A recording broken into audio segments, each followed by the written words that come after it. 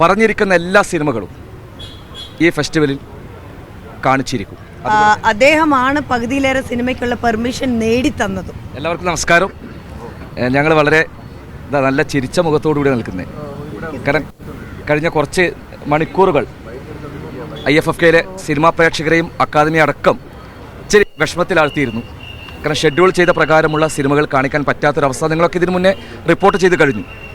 പക്ഷേ അക്കാദമി ഈ 30ാമത് IFFKയിൽ ഷെഡ്യൂൾ ചെയ്ത എല്ലാ സിനിമകളും ഈ 30ാമത് IFFKയിൽ കാണിക്കാൻ കേരള സർക്കാരും ചലച്ചിത്ര അക്കാദമിയും തീരുമാനമെടുത്തിരിക്കുന്ന സന്തോഷകരമായ ഒരു വാർത്തയാണ് നിങ്ങളെ അറിയിക്കുന്നത്.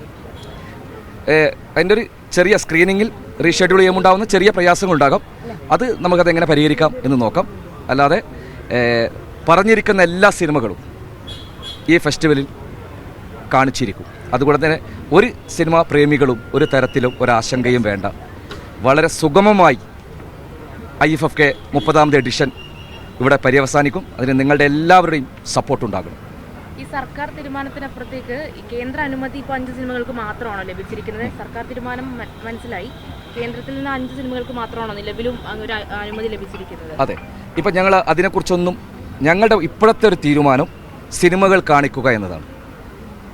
ഇനി അതിൻ്റെ ഭാവി എന്താണോ സംഭവിക്കുക അതൊക്കെ പിന്നീട് ഈ ഫെസ്റ്റിവൽ കഴിയട്ടെ, എന്നിട്ട് അതിനെക്കുറിച്ചൊക്കെ ആലോചിക്കും. ഇപ്പോഴൊറ്റ തീരുമാനമേ ഉള്ളൂ. കേരള സർക്കാർ എടുക്കുന്ന തീരുമാനം ഇവിടെ ബാൻ ചെയ്തിരിക്കുന്ന സിനിമകൾ ഞങ്ങൾ കാണിക്കാൻ ചിരിക്കും.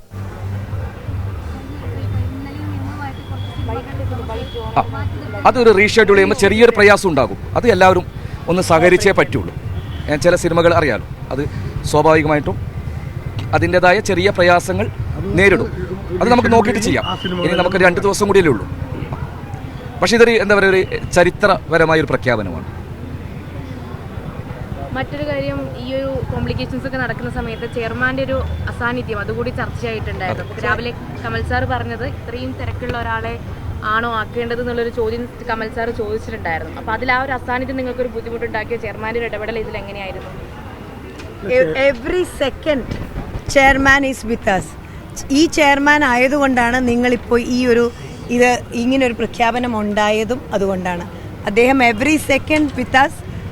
അദ്ദേഹമാണ് പകുതിയിലേറെ സിനിമയ്ക്കുള്ള പെർമിഷൻ നേടിത്തന്നതും. അദ്ദേഹത്തിൻ്റെ അസാന്നിധ്യം നിങ്ങൾക്ക് തോന്നുന്ന ഇൻ പ്രസൻസ് ആണ്. But in every second he knows what is happening here. Extraordinary chairman ആണ് ഇത്തവണ നമുക്ക് കിട്ടിയിരിക്കുന്നത്.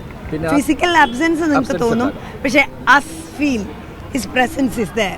പിന്നെ അതൊരു സീരിയസ് കാര്യമാണ്. സർക്കാർ എടുത്ത തീരുമാനമാണ്.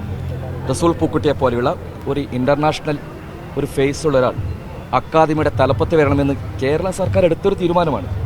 അപ്പോൾ അങ്ങനെയുള്ള ആളെയാണോ ഇങ്ങനെയുള്ള ആളോ? അങ്ങനെയല്ല. അദ്ദേഹത്തിൽ കണ്ട ഒരുപാട് അല്ലേ, അതുകൊണ്ടായിരിക്കുമല്ലോ. പക്ഷേ അദ്ദേഹത്തിൻ്റെ ഈ ഫെസ്റ്റിവൽ പ്ലാൻ ചെയ്ത ശേഷമാണ് അദ്ദേഹം ചെയർമാനായിട്ട് വരുന്നത്. അപ്പോൾ അദ്ദേഹത്തിൻ്റെതായ കുറച്ച് വർക്കുമായി ബന്ധപ്പെട്ട തിരക്കുണ്ടായിരുന്നു. പക്ഷേ വൈസ് ചെയർപേഴ്സൺ പറഞ്ഞതുപോലെ അവിടെ നിന്നുകൊണ്ട് ഇതിൻ്റെ തുടക്കം തൊട്ട് ഒരുപാട് പ്രയാസങ്ങൾ ഈ ഫെസ്റ്റിവലുമായി ബന്ധപ്പെട്ട് നേരിട്ടിരുന്നു. അതൊക്കെ അദ്ദേഹം അവിടെ ഇരുന്നു കൊണ്ടാണ്. കാരണം ഈ ഒരു വലിയ പ്രോസസ്സായത്. ഇത്രയും വിസകൾ സംഘടിപ്പിക്കണം, വിസ കിട്ടാത്തതിൻ്റെ ഒരു പ്രയാസങ്ങൾ ഉണ്ടായിരുന്നു. അതെല്ലാം അദ്ദേഹം ഇവിടെ ഇല്ല എന്നുള്ളത് സത്യമാണ്, അത് നമ്മൾ അംഗീകരിച്ചേ പറ്റൂ. പക്ഷേ അദ്ദേഹം വളരെ കൃത്യമായി ഈ IFFKയുടെ സുഗമമായ നടത്തിപ്പിന് വേണ്ടി ഒരു